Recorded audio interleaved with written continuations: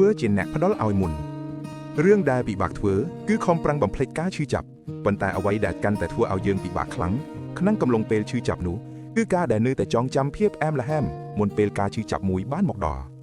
យើងមានអ្វីច្រើនណាស់ដែលអាចផ្ដល់ឲ្យទៅអ្នកដទៃបានហើយវាមិនមែនជារបស់ដែលថាទាល់តែត្រូវចំណាយប្រាក់ទិញនោះទេដូចជាស្នាមញញឹមយើងអាចផ្ដល់ឲ្យទៅមនុស្សណាក៏បាននៅកន្លែងណាក៏បានពេលវេលាណាមួយក៏បានពេលញញឹមដាក់អ្នកដទៃពួកគេនឹងញញឹមតបយើងវិញឬបើគេមិនញញឹមតបយើងវិញទេក៏យើងមិនបានខាតបង់អ្វីដែរការគោរពនិងផ្ដល់តម្លៃចំពោះអ្នកដទៃគឺជារឿងមួយសំខាន់ណាស់នៅក្នុងជីវិតយើងនឹងទទួលបានត្រឡប់មកវិញនៃអ្វីដែលយើងបានសាបព្រោះឬបានផ្ដល់ទៅឲ្យអ្នកដទៃនៅពេលយើងបានផ្ដល់ទៅឲ្យគេកាន់តែច្រើនប៉ុណ្ណាយើងក៏នឹងទទួលបានមកវិញកាន់តែច្រើនប៉ុណ្ណឹងដែរវាជាសេចក្តីសុខនិងជាសុភមង្គលដ៏ធំធេងចំពោះជីវិតរស់នៅក្នុងភាពជាមនុស្ស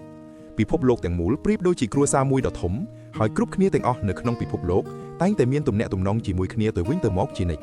ទំនាក់ទំនងខ្លះកើតឡើងដោយផ្ទាល់រីឯទំនាក់ទំនងខ្លះទៀតកើតឡើងដោយប្រយោលប៉ុន្តែយើងមិនអាចរស់នៅដោយឯងដោយមិនពឹងពាក់ចំពោះអ្នកដទៃនៅជុំវិញយើងនោះទេទោះជាយើងស្ថិតនៅត្រង់ផ្នែកណាមួយនៃផែនដីក៏ដោយក៏យើងត្រូវរស់នៅអាស្រ័យដោយការផ្ដល់ឲ្យពីអ្នកដទៃរហូតមកហើយគ្រាន់តែពេលខ្លះយើងទទួលបានដោយផ្ទាល់និងដោយប្រយោល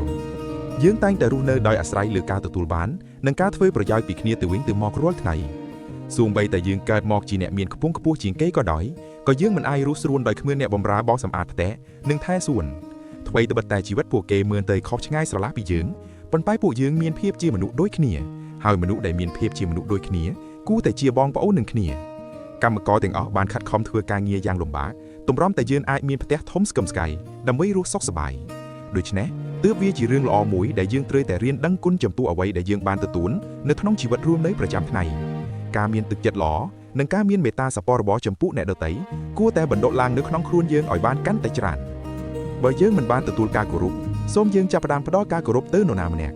វាប្រកាសណាស់ថាអ្វីដែលយើងគ្មាននៅក្នុងជីវិតគឺជាអ្វីដែលយើងមិនដែលបានផ្ដល់ទៅឲ្យអ្នកដទៃគ្រប់ពេលទាំងអស់យើងត្រូវតែធ្វើជាមនុស្សដែលផ្ដើមរឿងទាំងអស់នោះមុនកែជានិច្ចវាចាប់ផ្ដើមពីការនិយាយសុំការអភ័យទោសការនិយាយអរគុណការនិយាយពាក្យសម្ដីស្មោះត្រង់ការរៀនធ្វើជាមនុស្សដែលមានទឹកចិត្តល្អចេះសង្គ្រោះចេះឈឺឆ្អាលមានក្តីស្រឡាញ់ចេះដឹងគុណចេះចែករំលែកនិងចេះលះបង់គឺរឿងទាំងអស់នេះត្រូវតែផ្ដើមពីយើងមុនគេ